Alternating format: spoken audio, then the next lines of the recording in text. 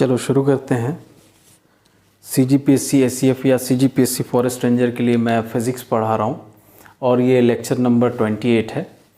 तो आज हम लोग पढ़ेंगे लेंस, स्फेरिकल लेंस, गोलीय लेंस। जैसा कि आप लोग जानते हैं ये कॉन्वेक्स लेंस है, ठीक है। कॉन्वेक्स लेंस 3 टाइप से होगा और ये है कॉनकेव लेंस। तो ये जो लेंस है आपका कॉन्वेक्स लेंस, इसको क्या बोलते हैं? By convex lens. बाई क्यों? क्योंकि दोनों साइड से कॉन्वेक्स है। ये क्या है? प्लेनो कॉन्वेक्स है। हिंदी नाम इसका आप लोग देख लेंगे, क्योंकि एक साइड से प्लेन रहता है और एक साइड से कॉन्वेक्स रहता है। ये होता है प्लेनो कॉन्वेक्स लेंस, क्योंकि ये एक साइड से कॉनकेव रहता है और एक साइड से कॉन्वेक्स होता है।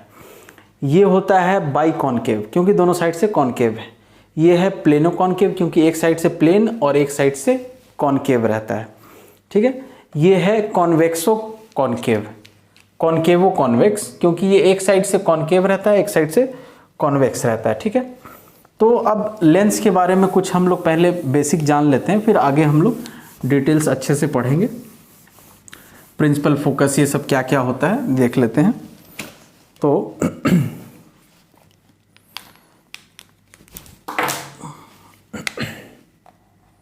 ये एक लेंस लीजिए आप।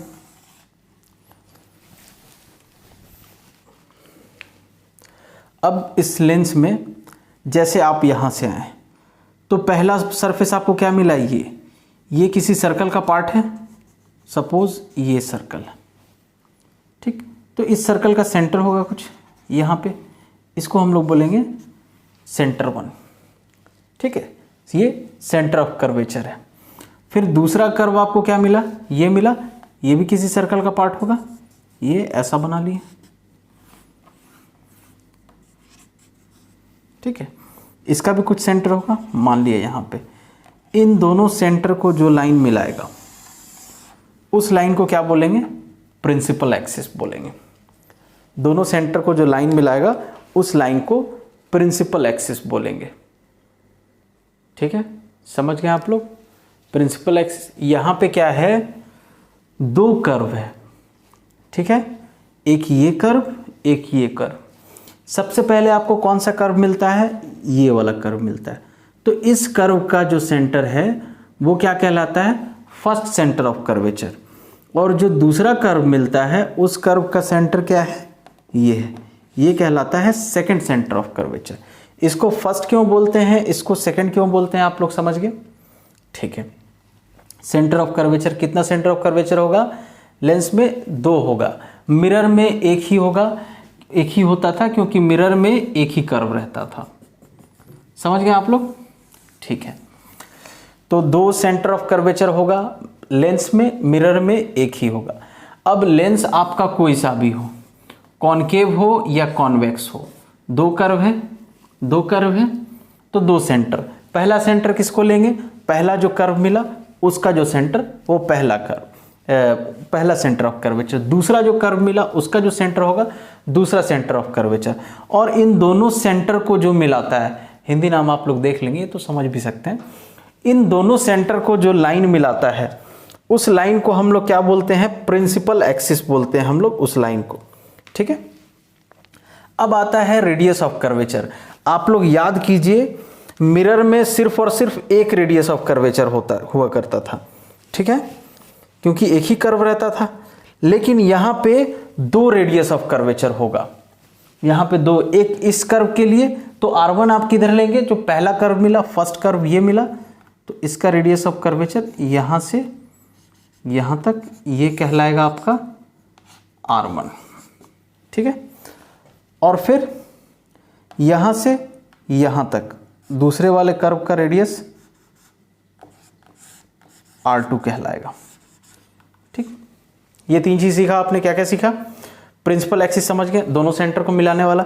सेंटर ऑफ कर्वेचर समझ गए, 2 सेंटर ऑफ कर्वेचर होगा, 2 रेडियस ऑफ कर्वेचर होगा, तो 2 फोकस भी होगा। उसमें एक फर्स्ट फोकस होगा, एक सेकंड फोकस होगा।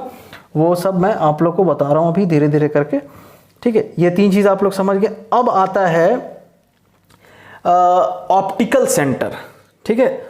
ऑप्टिकल सेंटर क्या होता है? तो इसको भी मैं शॉर्ट में बताने की कोशिश करता हूँ। यहाँ से आप एक लाइन खींचिए, खींचिए यहाँ से। ये लेंस का सेंटर बोल लीजिए या सेंटर मत बोलिए, इसको ऐसे आप लोग याद रखेंगे। लेंस के अंदर एक ऐसा पॉइंट ऑप्टिकल सेंटर कहलाएगा। एक मिनट में इसका हिंदी में नाम देख लेता हूँ। हाँ, ऑप्टिकल सेंटर मतलब हिंदी में प्रकाशिक केंद्र, ऑप्टिकल सेंटर। तो ऑप्टिकल सेंटर क्या होता है? लेंस चाहे आपका कॉन्वेक्स हो या कॉनकेव हो, ये लेंस, ये आपका प्रिंसिपल एक्सिस, उसमें एक पॉइंट ऐसा होगा जहां से, जैसे यहां से आपने रे भेजा तो ये ऐसा जाएगा और ऐसा निकल जाएगा, मतलब पैरेलल निकल जाएगा, या फिर ये आएगा सीधा निकल जाएगा ऐसे। तो ये भी तो एक तरह से पैरेलल ही है ना, उसी रास्ते में चला गया। या फिर आप अगर यहाँ से इसको भेजेंगे तो ऐसा आएगा, ऐसा और ऐसा निकल जाएगा। ठीक है, वो होगा क्या? पैरेलल निकल जाएगा। बात समझ आ रही है? पैरेलल निकल जाएगा या बिना मुड़े निकलेगा। अलग अलग करके मैं दिखा दूं आपको।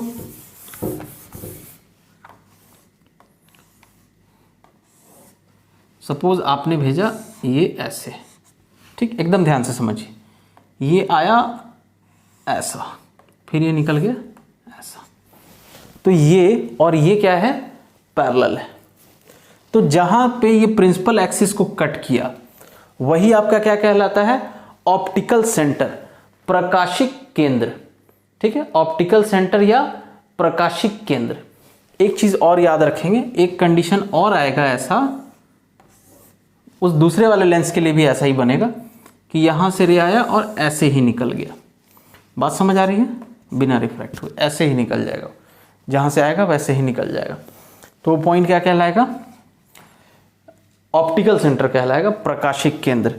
ठीक है, ऑप्टिकल सेंटर हो गया, प्रकाशिक केंद्र।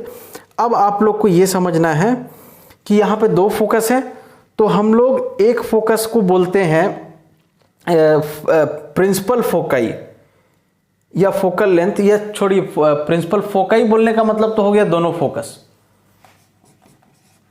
फोकाई बोलने का मतलब हो गया दोनों फोकस।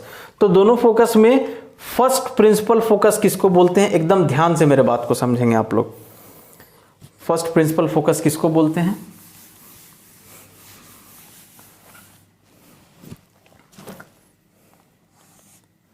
आप ये लेंस लीजिए या फिर ये लेंस लीजिए। ठीक है, एक लाइन ले लिया मैंने सभी को। अब आप लोग को एक बात पता है यहाँ पे, वो ये क्या पता है भाई?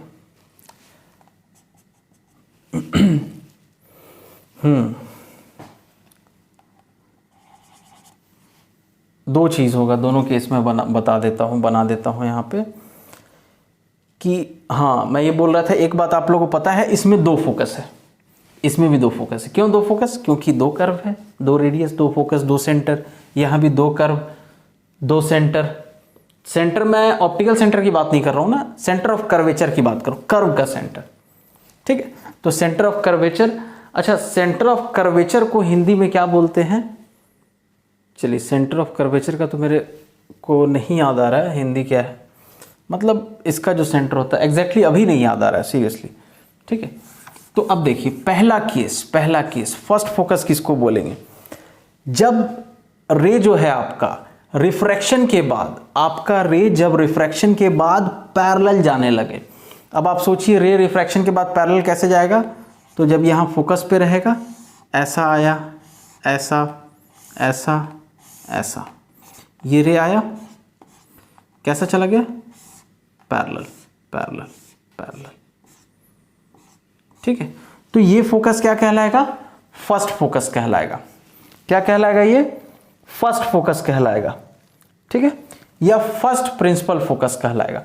अब यहां पे भी आपको वही देखना है कि वो पैरेलल चले जाए। तो अब आप सोचिए, यहां पे पैरेलल कैसे जाएगा? जब ये ऐसा आएगा, ऐसा आएगा, ऐसा, ऐसा, ऐसा आएगा, तो ये क्या हो जाएगा? पैरेलल। अब ये तो कहीं मिल ही नहीं रहा, डाइवर्ज हो जा रहा है ना। तो हम लोग क्या करेंगे, इसका पूंछ पकड़ के खींचेंगे ऐसा, इसका पूंछ पकड़ के खींचिए ऐसा, इसका पूंछ पकड़ के खींचिए ऐसा, इसका पूंछ पकड़ के खींचिए ऐसा। तो ये जो फोकस है इस केस में ये है फर्स्ट फोकस, और इस लेंस के लिए ये है फर्स्ट फोकस। बात समझ आई? फर्स्ट फोकस का मतलब क्या होगा? फर्स्ट फोकस या फर्स्ट प्रिंसिपल फोकस, जहां से रे आने के बाद, रे ऑफ लाइट आने के बाद पैरेलल हो जाए, रिफ्रैक्शन के बाद क्या हो जाए, रे पैरेलल हो जाए। तो जहां से इनिशिएट हुआ था, वो जहां से शुरू हुआ था, या लगे कि जहां से शुरू हो रहा है, निकल रहा है, या जहां से बिखरता हुआ लगे, ठीक है, वही फोकस क्या कहलाएगा? आपका फर्स्ट फोकस कहलाएगा। याद रखेंगे इसको आप लोग, कैसे याद रखेंगे फर्स्ट फोकस क्या है? तो रिफ्रैक्शन के बाद जब लाइन पैरेलल जाने लगे, ये क्या हो रहा है यहां पे? रिफ्रैक्शन। ये क्या हो रहा है यहां पे? Refraction.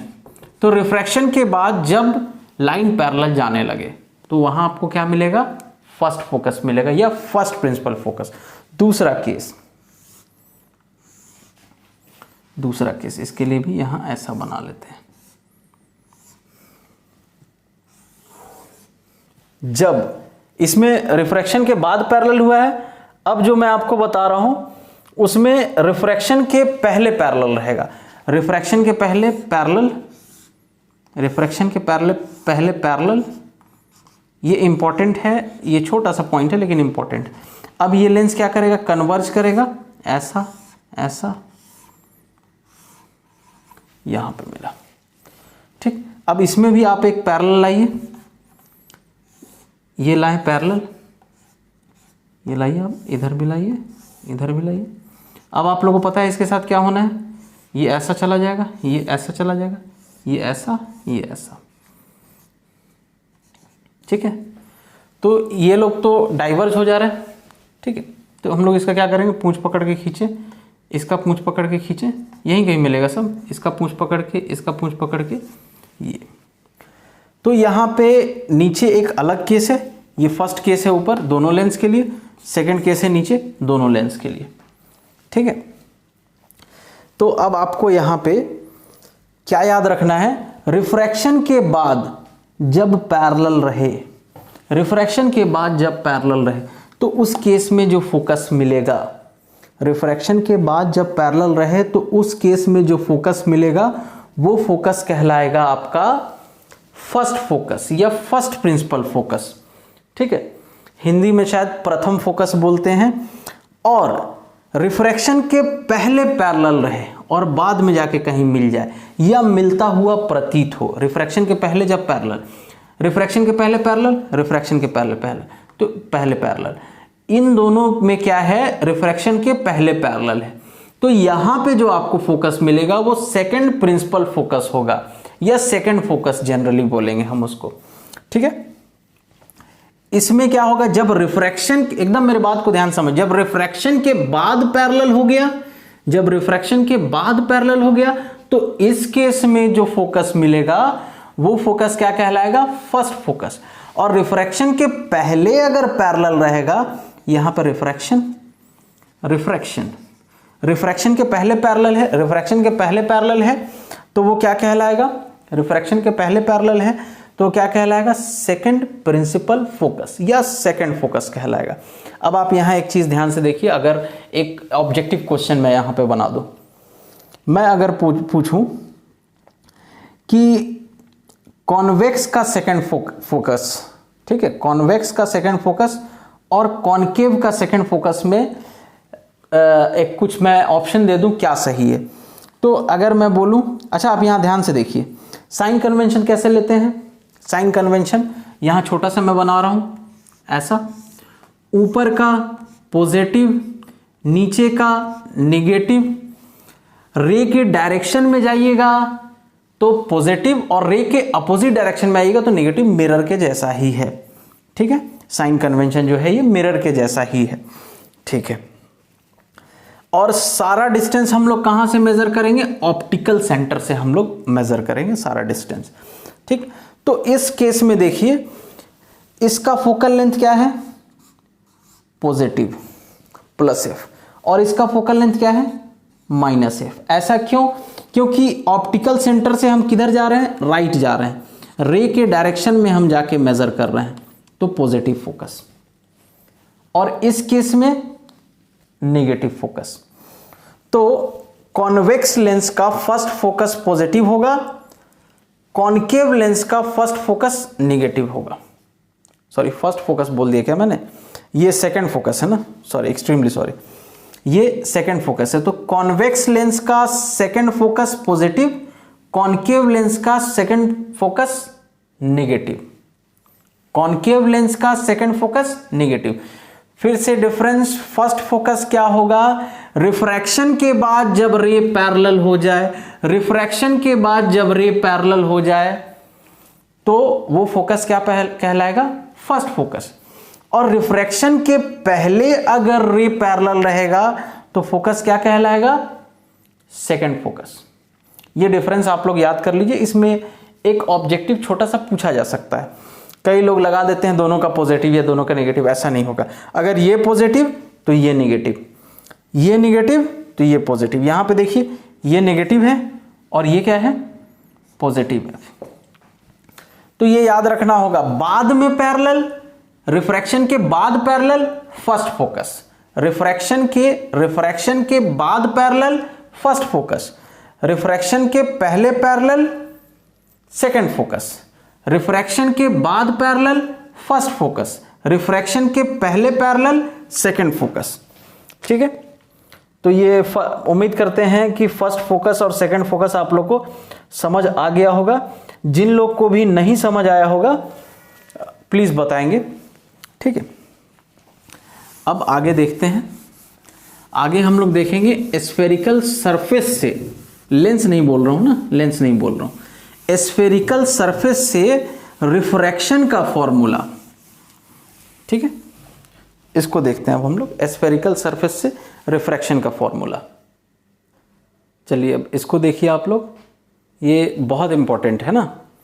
Refraction at convex spherical surface. जैसे जैसे मैं याद कराऊंगा आप लोग याद करते जाएंगे। मैं आपको डिराइव करके दिखाऊंगा, लेकिन आप लोग को डिराइव नहीं करना है, आपको रिजल्ट याद रखना है। डिराइव करके इसलिए मैं दिखा दे रहा हूं क्योंकि आपको ऐसा नहीं लगे कि आदमी सीधा सीधा रटवाना है ना। और अब यहां पे मैं आपको एक चीज बोलूंगा, आप ये याद रखेंगे कि रेयरर टू डेंसर। ठीक है, रेयरर को क्या बोलते हैं, विरल से सघन। ठीक है, ये फॉर्मूला हम लोग कर रहे हैं, लेकिन कब कर रहे हैं, जब हम लोग विरल से सघन जा रहे हैं, रेयरर से डेंसर जा रहे हैं। तो अब देखिए मैं सरफेस कैसे बना रहा हूं, एकदम ध्यान देंगे। ये कैसा सरफेस है, कॉन्वेक्स है ना। कॉन्वेक्स बोले तो उत्तल, ये लेंस नहीं है, इसके अंदर कोई और मीडियम है।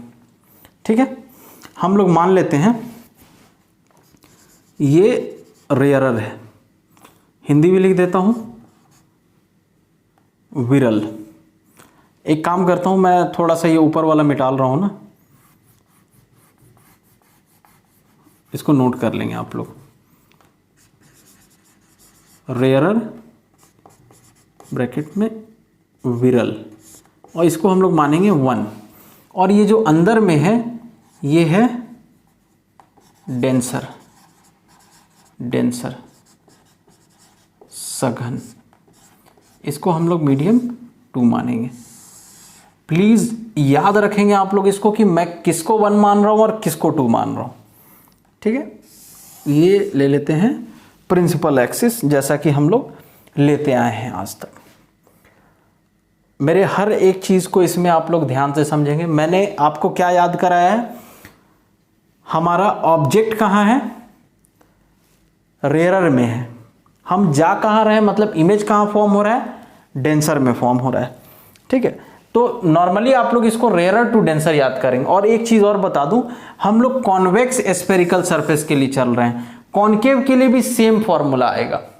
ठीक है, फॉर्मूले को मैं बदलूंगा, लेकिन फॉर्मूला कब बदलेगा, जब रेयरर से डेंसर के बजाय डेंसर से रेयरर रहेगा। तो ये चीज आप लोग याद रखेंगे। अब देखिए, ये 1 2 मान लीजिए आपका ऑब्जेक्ट है यहाँ पे, ठीक है, और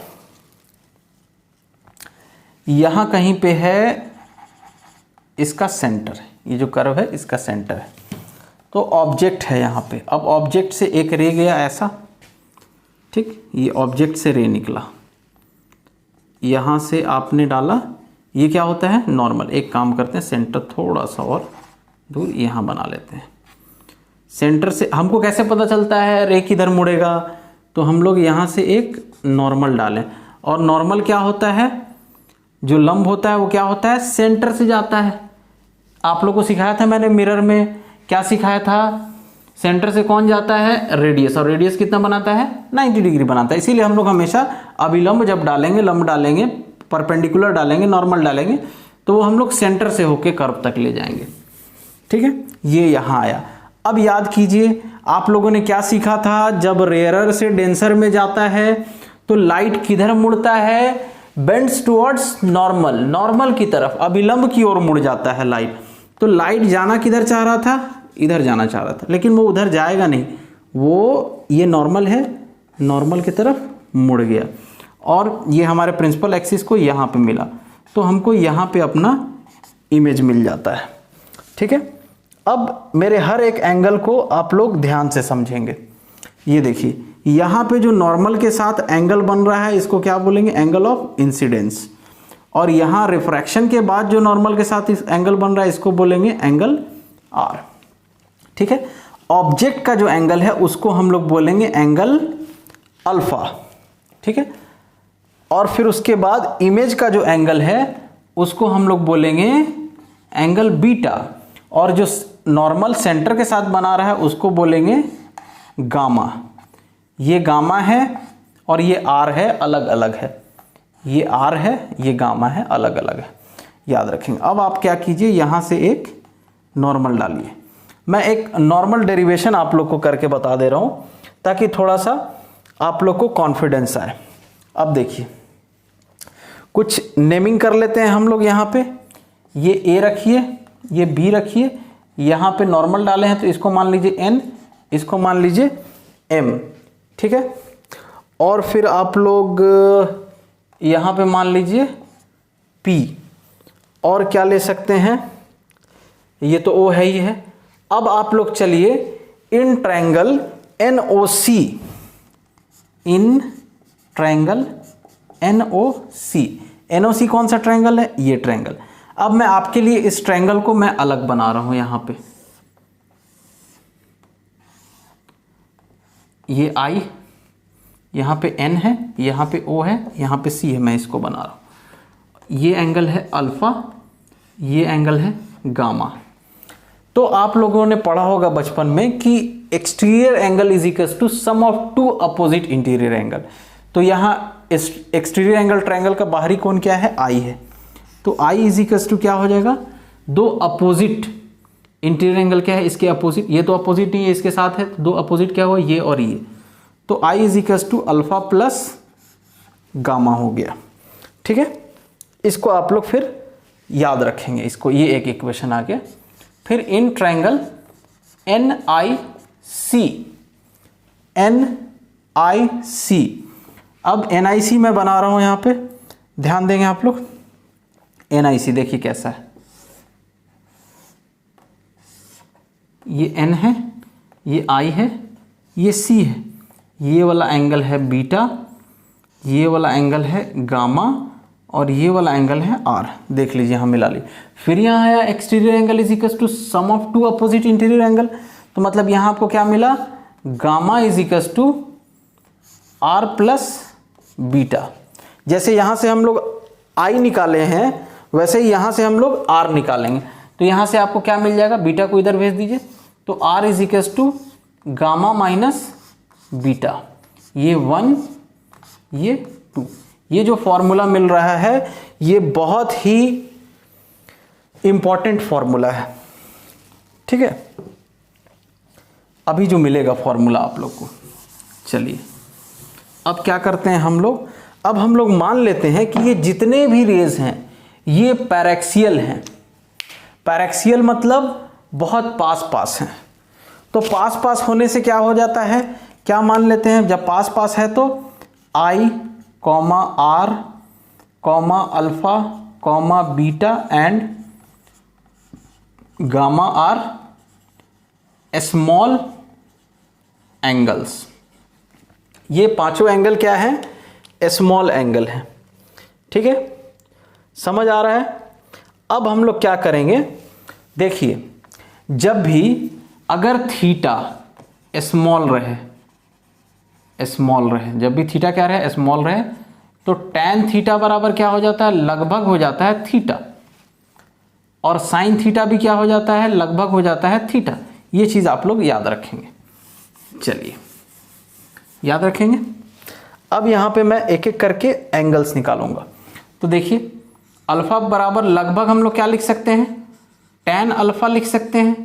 क्यों लिख सकते हैं tan अल्फा, क्योंकि अल्फा छोटा एंगल है, और जब छोटा एंगल रहेगा अल्फा तो उसको हम लोग tan अल्फा लिख सकते हैं।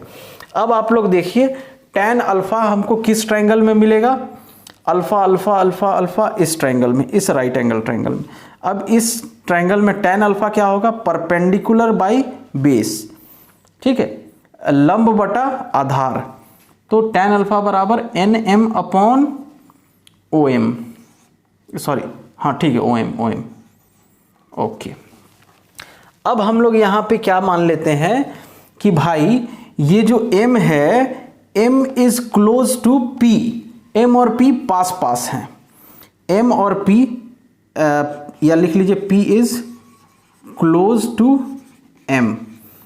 सो क्या हो जाएगा यहां पे, OP लगभग बराबर होगा OM के।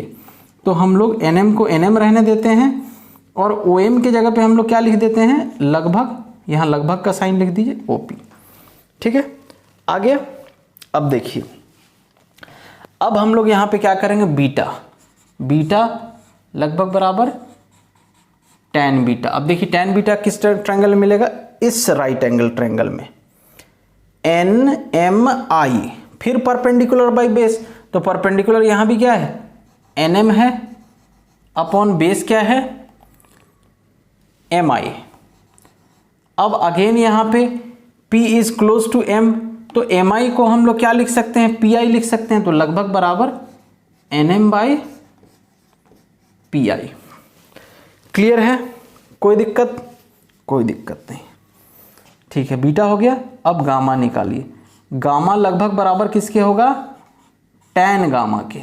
आप लोग लिखते जाएंगे ताकि फिर मैं इसको मिटाल सकूं। ठीक है, तो अब गामा किस ट्रायंगल में, इस छोटे ट्रायंगल में, NMC में है। ठीक है, तो फिर tan गामा क्या होगा, perpendicular NM upon base MC, और MC को आप लगभग क्या लिख सकते हैं, PC लिख सकते हैं, PC। हो गया, ये हमको जो वैल्यू मिलना था वो हम लोग को मिल गया। अब हम लोग स्नेल के नियम से चलेंगे। फ्रॉम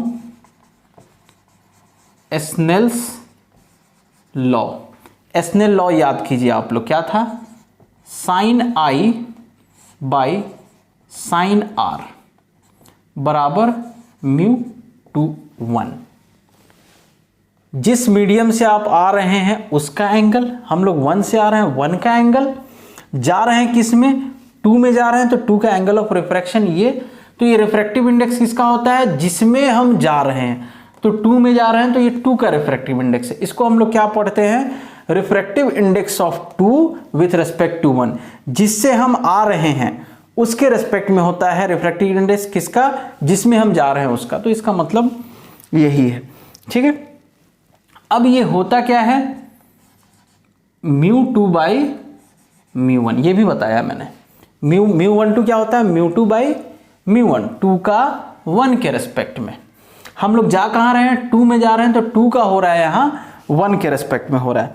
ठीक, अब इसको थोड़ा सा अगर आप इन दोनों से सजा के लिखें तो μ1 को इधर बुला लें, μ1 साइन I, और साइन R को μ2 के पास भेज दें, तो μ2 साइन R। अभी मैंने आप लोग को बताया है कि I R, alpha, beta and gamma are small angles. तो जब एंगल स्मॉल रहता है तो हम लोग थीटा को tan थीटा लिख सकते हैं या थीटा को sin थीटा लिख सकते हैं। तो चूंकि I स्मॉल है, चूंकि यहां पे I स्मॉल है, तो sin I को हम लोग क्या लिख सकते हैं, ओनली I। sin I को हम लोग क्या लिख सकते हैं, I लिख देंगे बस। याद रखेंगे ये, जब स्मॉल एंगल रहेगा तो हम लोग sin थीटा को थीटा लिख सकते हैं, tan थीटा को थीटा लिख सकते हैं। cos के साथ ऐसा नहीं होगा। μ2 बराबर sin R को हम लोग क्या लिख देंगे, R। क्यों लिख देंगे, क्योंकि R इज स्मॉल एंगल।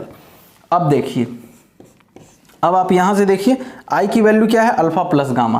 तो यहां μ1 रहने दीजिए, I की जगह पे क्या लिख दीजिए, alpha plus gamma is equals to μ2 रहने दीजिए, R की जगह पे देखिए यहां से क्या लिखेंगे, गामा माइनस बीटा।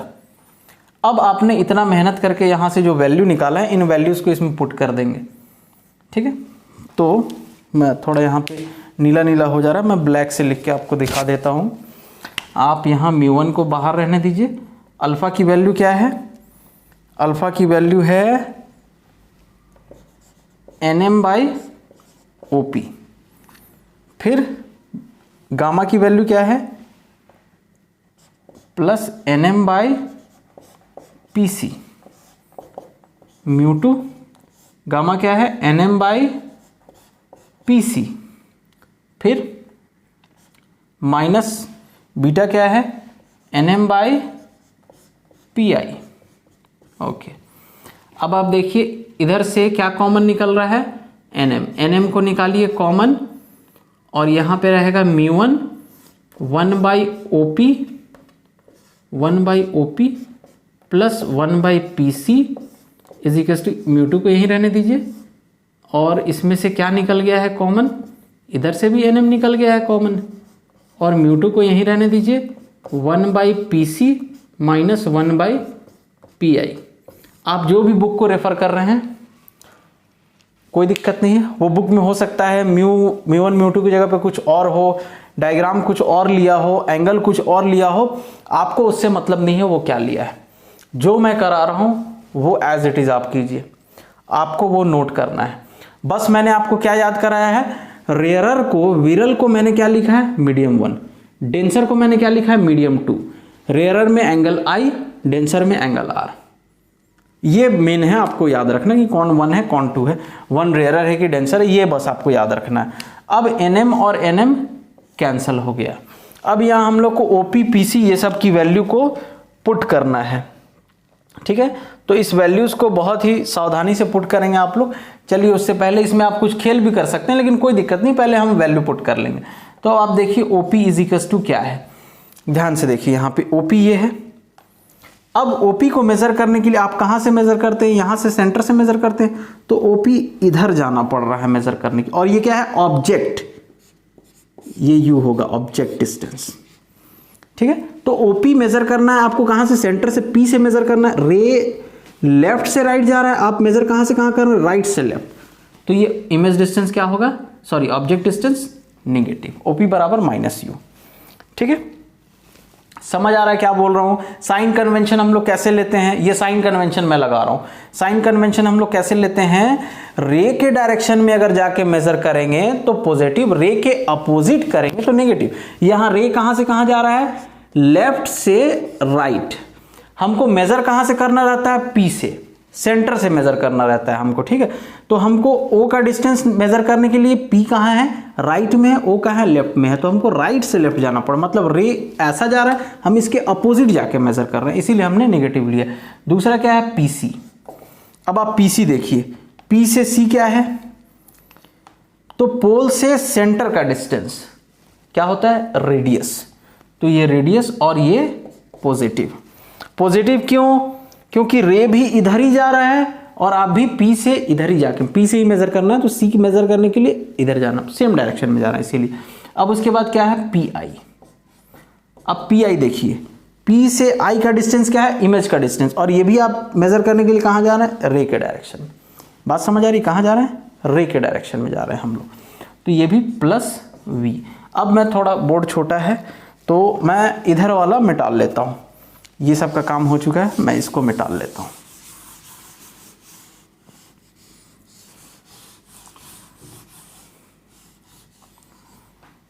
ठीक है, वहाँ मैं वैल्यू पुट कर रहा हूँ। तो μ1 1/OP की जगह पे क्या लिखेंगे, 1/-u, ठीक है, प्लस 1/PC, PC है R। अच्छा हाँ, एक चीज़ मैं यहाँ पे, हाँ ठीक है R ही होगा, अभी तो R1 R2 का खेल नहीं है, अभी तो R ही होगा, ठीक है। चलिए 1/R फिर इज इक्वल टू μ2 1/PC की जगह पे PC R है तो 1/R माइनस 1/V। देखिए इसको मैं क्या लिख रहा हूँ, इसको मैं लिख रहा हूँ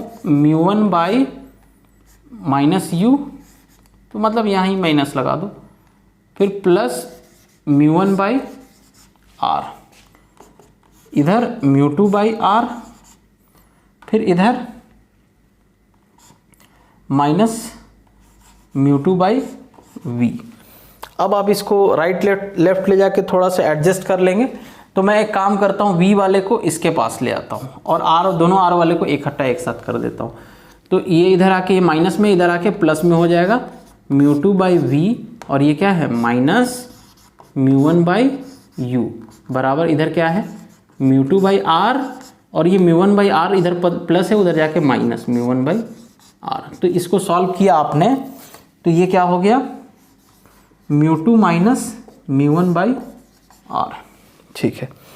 तो फाइनल फॉर्मूला जो आपको मिल गया रिफ्रैक्शन का फॉर्मूला, अब मैं उसको लिख देता हूँ, ये हो गया। अब मैं इसको मिटा रहा हूँ, ये जो मेरे को आपको रिजल्ट देना था वो मैं रिजल्ट आपको दे देता हूँ, नोट कर लेंगे आप लोग result. μ2/V minus μ1/u is equal to μ2 minus μ1/R। ये बहुत ही इम्पोर्टेंट है, ठीक है, ये बहुत बहुत बहुत इम्पोर्टेंट है। आपको इस फॉर्मूले में याद क्या रखना है, देखिए ये है क्या, ये है रिफ्रैक्शन फॉर्मूला। कब, किसके लिए, एस्फेरिकल सरफेस के लिए, वो मैं नहीं लिखूंगा। एक और चीज इसमें लिखना इंपॉर्टेंट है, वो क्या, रेयरर टू डेंसर जाने पे, जहां हमने रेयरर को 1 माना है और डेंसर को 2 माना है, और यही हम लोग मानेंगे हमेशा, चेंज नहीं करेंगे उसको। ये कब है, जब हम रेयरर से डेंसर जा रहे हैं, तो उस केस के लिए ये रिफ्रैक्शन फॉर्मूला है। इसको आप लोग याद रखेंगे। इसमें 3-4 केस होता है, पार्टिकुलर इसमें 3-4 केस से जाके यही एक सिंगल फॉर्मूला मिलेगा। सबसे पहला केस अभी जो हम लोगों ने किया, किसके लिए किया, कॉन्वेक्स के लिए किया, ठीक है। कॉन्वेक्स लेंस लिया था हमने, कॉन्वेक्स के लेंस नहीं लिया था, सॉरी, कॉन्वेक्स स्फेरिकल सरफेस लिया था, उसके लिए ये फॉर्मूला। अब आप याद कीजिए इमेज कैसा बना, ऑब्जेक्ट आप यहां रखे थे, इमेज आके इधर रियल इमेज बन गया। अब इसी में दूसरा केस आ सकता है कि जब आपका इमेज जो है वो वर्चुअल है, ठीक है, काल्पनिक इमेज जब आभासी बनेगा, आभासी बोल रहा हूं शायद, काल्पनिक बोलते हैं, काल्पनिक इमेज जब बनेगा तो उस केस में भी यही फॉर्मूला होगा।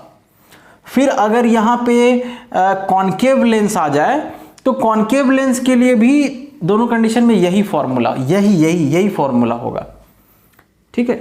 तो सवाल ये, सर हमको याद क्या रखना है, मेरी बात ध्यान से सुनिए, आपको ये याद रखना है कि ये रिफ्रैक्शन फॉर्मूला, पहली बात ये क्या है, रिफ्रैक्शन फॉर्मूला है। किसी भी एस्फेरिकल सरफेस के लिए ये रिफ्रैक्शन फॉर्मूला है, चाहे वो कॉन्केव हो या कॉन्वेक्स हो, अवतल हो या उत्तल हो, उसके लिए ये रिफ्रैक्शन फॉर्मूला है। रिफ्रैक्शन माने अपवर्तन का सूत्र है, रिफ्रैक्शन फॉर्मूला है।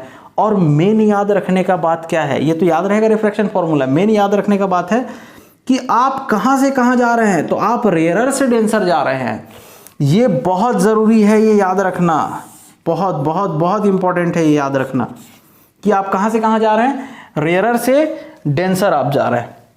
अब इसी फॉर्मूले में ये पूरा सॉलिड प्योर फॉर्मूला है। अब इसी में आप लोग थोड़ा सा कलाकारी कर सकते हैं, मैं दूसरा फॉर्मूला ही बता देता हूं, ऐसे ही प्रूफ होगा। इसके जितने भी केस हैं सबको हम लोग ऐसे ही प्रूफ करेंगे, जो भी आप लोग सरफेस लेंगे यही फॉर्मूला आएगा। लेकिन कॉमन क्या है सब में? रेयरर से डेंसर।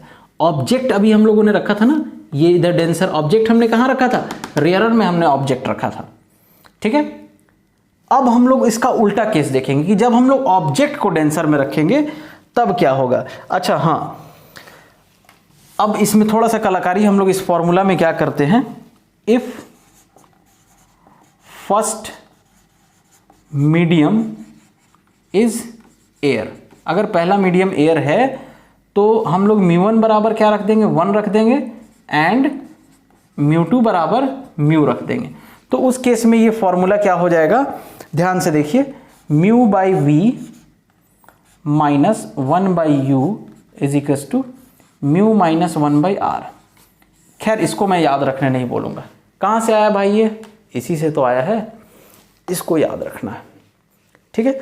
तो मैं, आप लोग नीचे वाला लिखना चाहें तो लिख सकते हैं, हालांकि जरूरत नहीं है इसकी, बस ये याद रखेंगे एयर रहेगा तो बस μ1 को, रेयरर मीडियम को 1 रख देंगे। चलिए अब मैं दूसरे वाले केस के लिए फॉर्मूला मैं लिख रहा हूं। रिफ्रैक्शन फॉर्मूला क्या होगा, जब मैंने यहां इतना जोर दिया है ना कि साहब rarer to denser, rarer to denser, अब जब हम लोग डेंसर से रेयरर में जाएंगे तब क्या फॉर्मूला होगा, वो फॉर्मूला हम लोग यहां पे नोट कर लेते हैं, ठीक है। याद रखेंगे आप लोग, मैं क्या बोल रहा हूं, डेंसर से रेयरर। चलिए तो डेंसर से रेयरर के लिए मैं आपको डायरेक्ट फॉर्मूला बता देता हूं, आप लोग फॉर्मूले को याद रखेंगे। बुक में अलग अलग हो सकता है, अलग अलग बुक में नोटेशंस, लेकिन आप लोग को जो बोल रहा हूं वो याद रखेंगे। μ1 by we minus μ2 by U is equals to μ2 minus, एक सेकेंड, ये होना चाहिए μ1 माइनस μ2 बाई आर, ठीक है, μ1 माइनस μ2 बाई आर।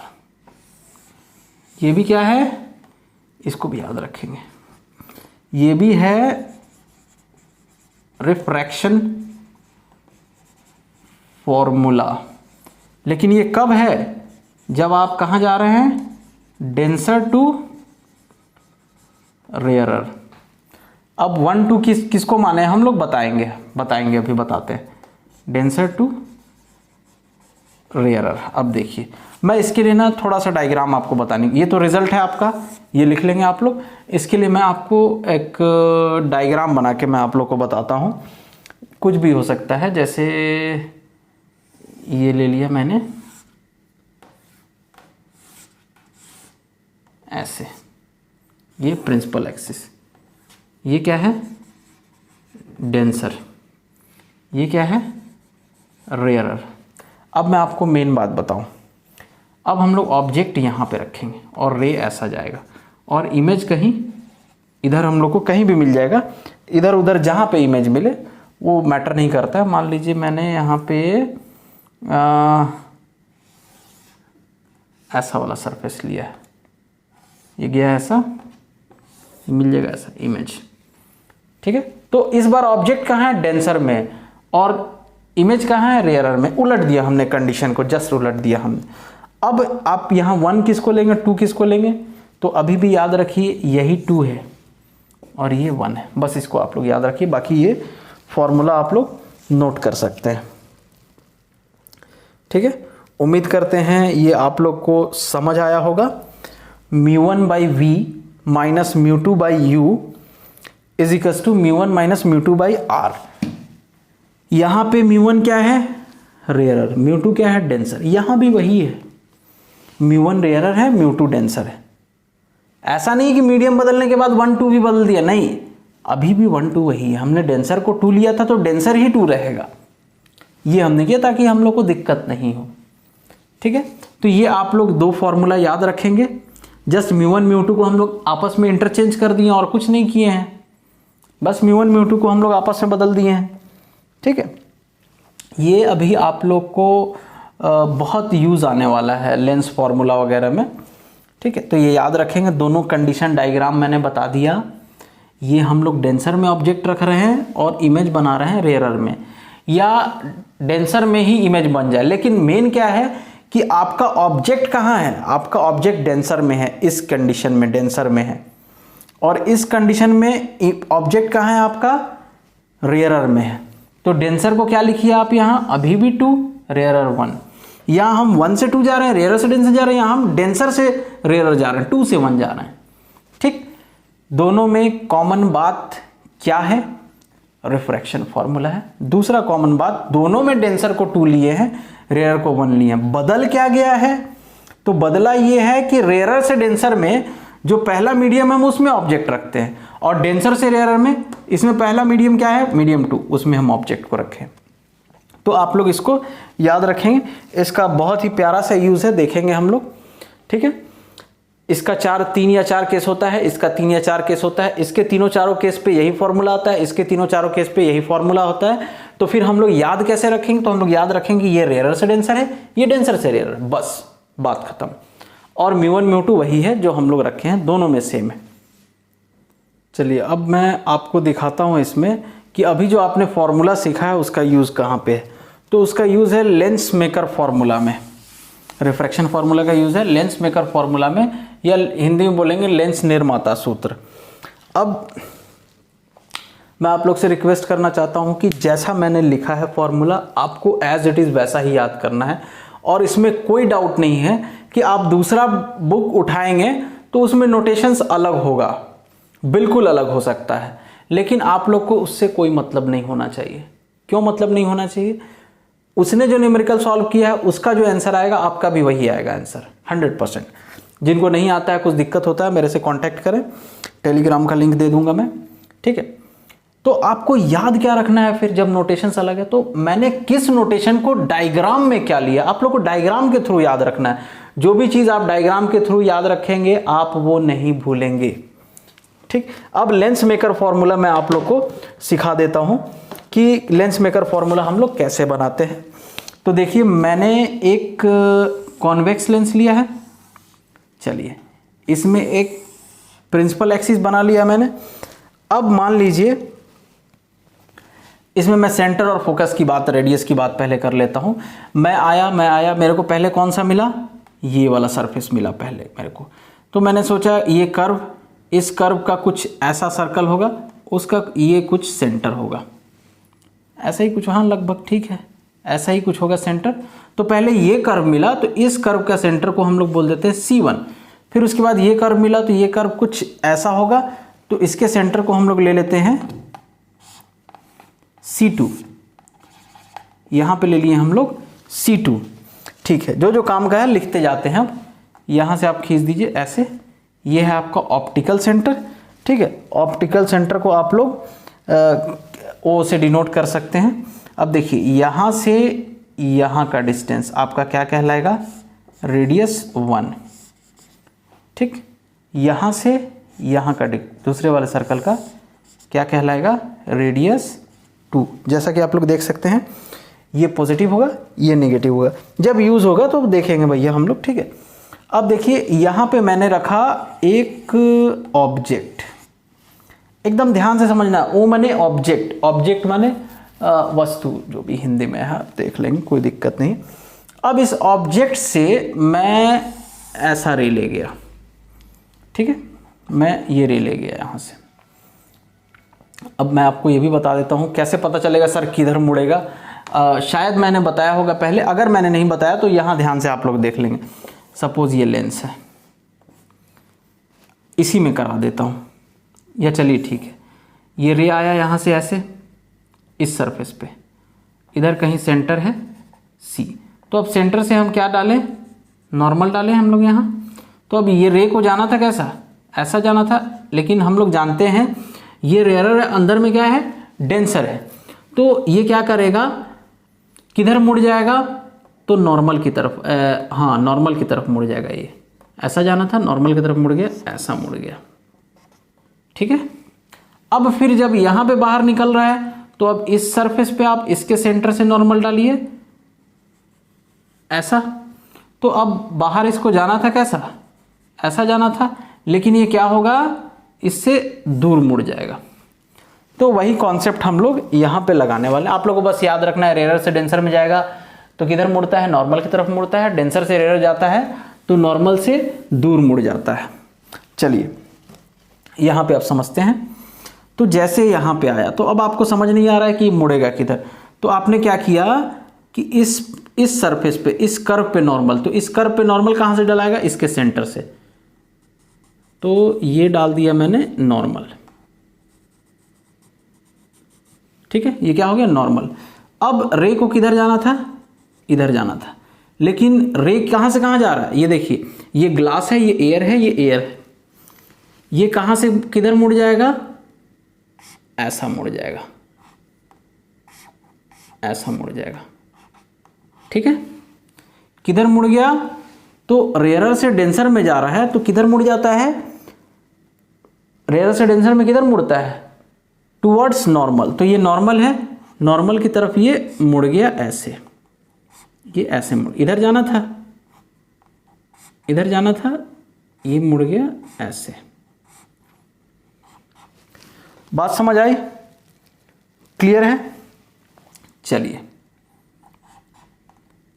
यहां से ऐसा मुड़ गया, ठीक है। अब मान लीजिए ये सरफेस नहीं रहता, ये कर्व नहीं रहता, तो ये क्या होता, यहां से सीधे कहीं यहां चले जाता और हमारा इमेज बनता है यहाँ कहीं। इसको हम लोग मान लेते हैं I1, ठीक, और इस इमेज को हम लोग मान लेते हैं B1, ये डिस्टेंस।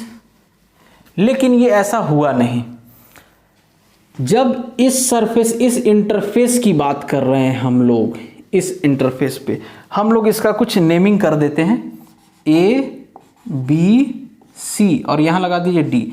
जब ABC सरफेस पे जा रहा है तो कहां से, इधर रेयरर, बीच में डेंसर, रेयरर से डेंसर जा रहा है, ठीक है। तो हमने यहां नॉर्मल डाला और इसको किधर मुड़ा दिया, इधर जाना था, नॉर्मल की तरफ मुड़ा दिया। अब दूसरी बात, ये यहां ये नहीं रहता, मतलब हम लोग ने सोचा कि भाई अगर ये नहीं रहता तो ये सीधा यहां जाके मिल जाता। तो इसके लिए इमेज क्या बनता, इस ऑब्जेक्ट के लिए इस सरफेस के कारण ये इमेज बनता है यहाँ, ये हम लोगों ने ले लिया इसके लिए इमेज डिस्टेंस। लेकिन अब होता क्या है कि जब अब इसको बाहर निकलना है, तो अभी ये किस में है, डेंसर में, अब इसको जाना कहाँ है, रेयरर में जाना है। तो अब यहाँ भी हम लोग क्या करते हैं, एक नॉर्मल डालते हैं। ये मैंने डाल दिया नॉर्मल, ठीक। मैं एक काम करता हूँ, नॉर्मल को नीले वाले से बना देता हूँ ताकि आप लोग को कंफ्यूजन नहीं हो। पहले इस पॉइंट पे मैंने नॉर्मल बनाया ऐसे, फिर इस पॉइंट पे नॉर्मल बनाया। एक सेकेंड, मैं थोड़ा सा इधर जाना था, इधर जाना था, ये थोड़ा सा ऐसा मुड़ गया, थोड़ा सा ऐसा मुड़ गया और ये ऐसा चला जाता है इसके कारण I1 पे। अब फिर जब हम लोग इस पॉइंट पे देख रहे हैं तो हम लोग इस पॉइंट पे एक नॉर्मल डाल लेते हैं ऐसा, ये रहा नॉर्मल इस कर्व पे। अब ये जा रहा है रे, दिख रहा है ना, ये जा रहा है रे। अब ये क्या होगा, तो ये डेंसर, ये रेयरर, डेंसर से रेयरर में जाएगा तो क्या होगा, नॉर्मल से दूर मुड़ जाएगा। इसको जाना था किधर, इधर जाना था, लेकिन ये इससे दूर मुड़ जाएगा। फिर से बोल रहा हूं, डेंसर से रेयरर में जा रहा है तो ये नॉर्मल है, नॉर्मल से दूर मुड़ जाएगा, जाना था यहां, मुड़ जाएगा ऐसा, ऐसा। तो हमको यहां पे फाइनली इमेज मिल जाता है और ये डिस्टेंस क्या होता है, V होता है। और यहां जहां पे ऑब्जेक्ट है वो डिस्टेंस क्या कहलाएगा, U कहलाएगा। समझ आया। अब मैं आपको याद दिला दूं, रिफ्रैक्शन का फॉर्मूला जो हम लोग लिखे थे, μ2/v minus μ1/u is equals to μ2 minus μ1/r। ये किसके लिए है, रेयरर टू डेंसर, ठीक है। तो अब देखिए, पहले हम लोग क्या कर रहे हैं, राइट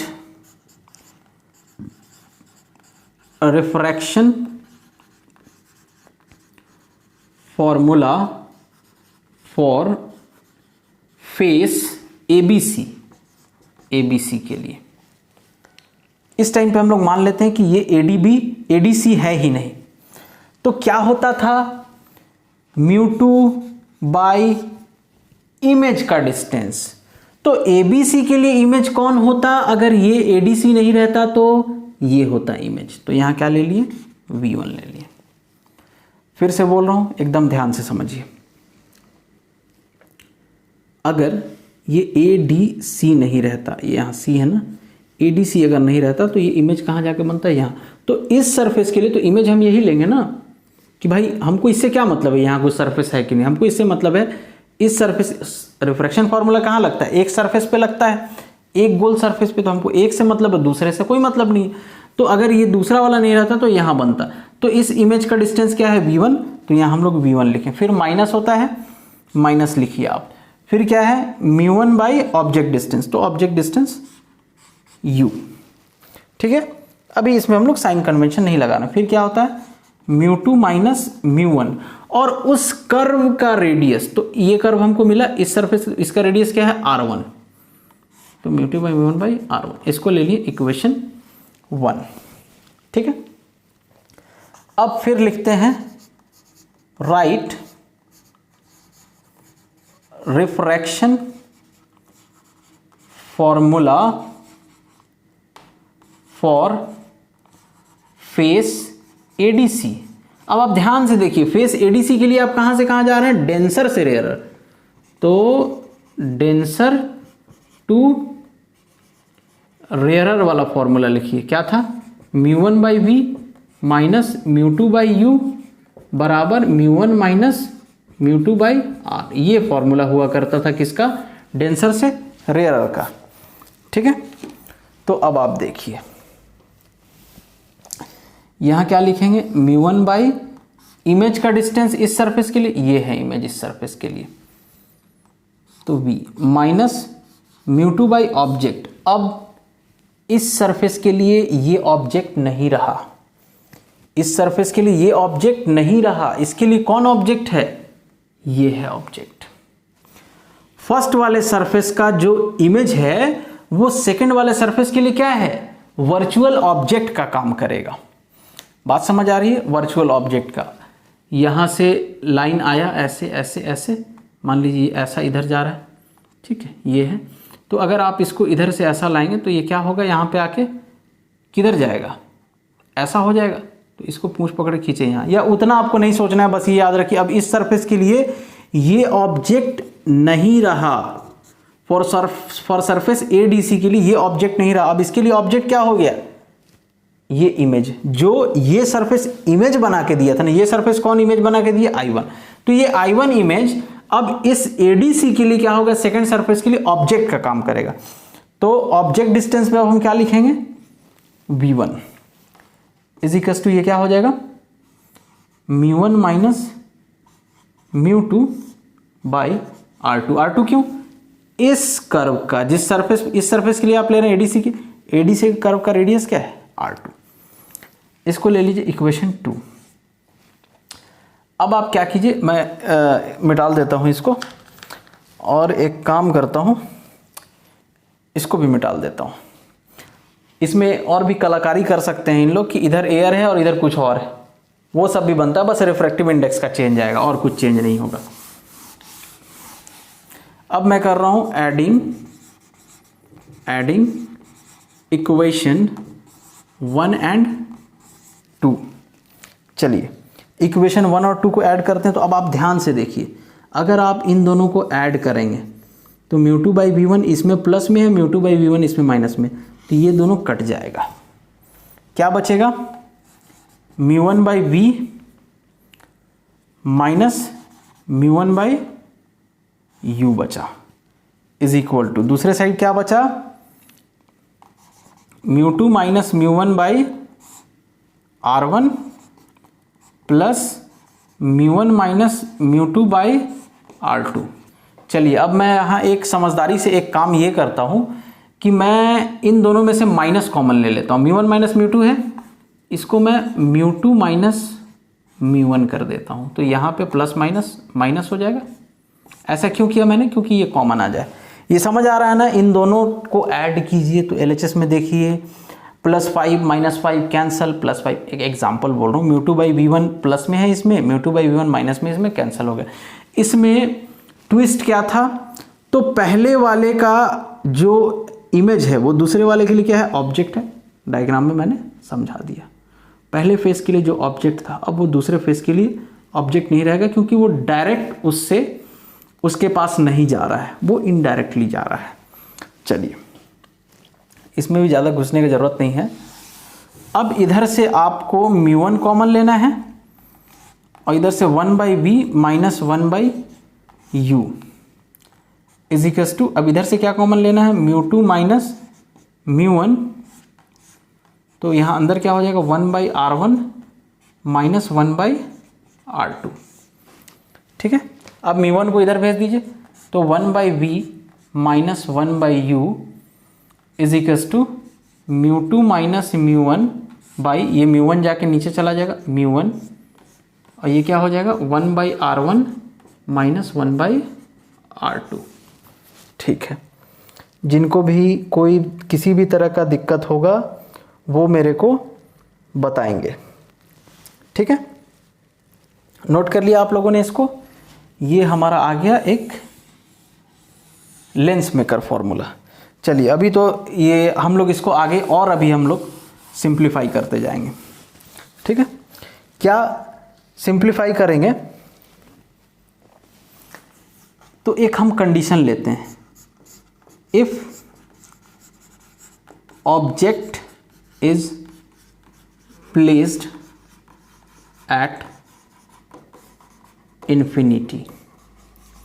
अगर ऑब्जेक्ट इन्फिनिटी पे रहेगा, इन्फिनिटी मतलब u बराबर इन्फिनिटी रखिए, then image form at focus, मतलब इमेज डिस्टेंस बराबर v बराबर क्या हो जाएगा? f हो जाएगा। ठीक है, समझ आ रही मेरी बात? ये v लगभग बराबर हो जाएगा f, ऐसा समझिए। अरे आप लोगों ने पढ़ा है ना कि इन्फिनिटी से अगर लाइन आ रहा है तो कहाँ जाके मिलेगा? फोकस पे मिलेगा। ठीक, तो इन्फिनिटी पे अगर मैं ऑब्जेक्ट रख दूं u बराबर इन्फिनिटी, तो इमेज कहाँ बनेगा? फोकस पे बनेगा लगभग। ये हम लोग जानते हैं, ये बेसिक बात है भाई। अगर पैरेलल कोई लाइन आ रहा है तो कहाँ जाके मिलेगा? फोकस पे। तो पैरेलल आ रहा है मतलब कहाँ से आ रहा है? ये फ्रॉम इन्फिनिटी, इन्फिनिटी से आ रहा है ये पैरेलल लाइन, तो कहाँ मिलता है? फोकस पे। तो वही मैंने मान लिया है कि हमारा जो ऑब्जेक्ट है वो कहाँ पे रखा है? हमने इन्फिनिटी पे रखा है, मतलब u बराबर ऑब्जेक्ट डिस्टेंस बराबर इन्फिनिटी। तो इस केस में हमारा इमेज कहाँ बनेगा? फोकस पे बनेगा। तो इमेज डिस्टेंस v बराबर क्या ले लिया है? फोकस, फोकल लेंथ f ले लिया है। चलिए, ठीक है, अब इसमें मैं आपको दिखाता हूँ क्या करेंगे हम लोग इसको सॉल्व करते हैं। सिर्फ इसको 1/v माइनस 1/u। देखिए 1/v को मैं क्या लिखूंगा? 1/f, क्योंकि v की जगह पे f लिख देना है, फिर माइनस 1/u की जगह पे क्या लिखिए? इन्फिनिटी। अब आप मेरे को बताइए 1/इन्फिनिटी क्या होता है? 1/इन्फिनिटी होता है 0। क्यों होता है बता रहा हूं आपको। देखिए, अगर आप 1/0 लिखें तो 1/0 क्या होगा? इन्फिनिटी। अब अगर मैं 0 को इधर ले जाऊं, इन्फिनिटी को इधर ले आऊं, तो 1/इन्फिनिटी बराबर क्या हो जाएगा? 0। तो 1/इन्फिनिटी की जगह पे क्या लिख दिया मैंने? 0। तो हमको यहां से क्या मिला कि 1/v माइनस 1/u बराबर 1/f। ठीक है, 1/f मिल गया। तो अब हम लोग को नॉर्मल करना ये है, इसमें 1/v माइनस 1/u की जगह पे क्या रख देंगे? f रख देंगे, 1/f रख देंगे। देखिए, इसको मैं अब मिटाल देता हूँ, नोट कर लीजिए आप लोग इसको वीडियो रोक के। 1/v माइनस 1/u क्या आ गया? 1/f। तो 1/f is equal to μ2 minus μ1 by μ1 1/r1 minus 1/r2। ये है कंप्लीट फॉर्मूला, याद रखेंगे आप लोग, याद रखेंगे, ये तो याद रहना चाहिए भाई, 1/v - 1/u = 1/f for Lenz refraction के लिए। तो ये लेंस मेकर फॉर्मूला आ गया। अच्छा, अब हम लोग को इतने से चैन नहीं मिलेगा, हम लोग क्या करेंगे, इसमें थोड़ा सा कलाकारी करेंगे। क्या कलाकारी करेंगे, देखिए, if medium 1 is air then μ1 बराबर 1 रख दीजिए और μ2 बराबर, ये एक स्पेशल केस है ना, बस ये केस है बस।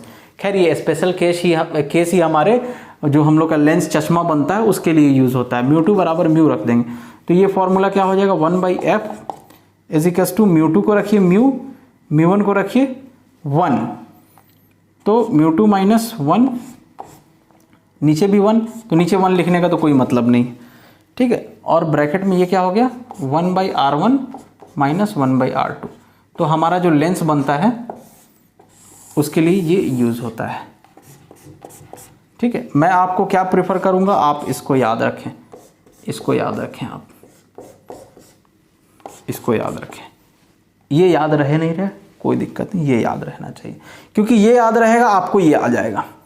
लेकिन ये अगर याद रहेगा तो ज़रूरी नहीं है कि ये आ जाए। अब मैं आपको इतना ज़ोर क्यों दे रहा हूँ ये याद रखने के लिए, तो और ये एक सेकंड, ये तो याद रखना है, लेकिन साथ में ये जो प्रोसेस किया है आपने with the help of this and this, इन दोनों के हेल्प से जो आपने यहाँ पे काम किया है वो आपको याद रहना चाहिए। अब मैं इन दोनों के हेल्प से क्यों बोल रहा हूँ, क्योंकि मान लीजिए कि आपका लेंस रख दिया है, एक साइड में एयर है, लेंस के लेफ्ट साइड में एयर है और राइट साइड में वाटर है, तो उस केस में ये μ1 μ2 चेंज होगा। आराम से इत्मीनान से लगाएंगे, कोई दिक्कत नहीं।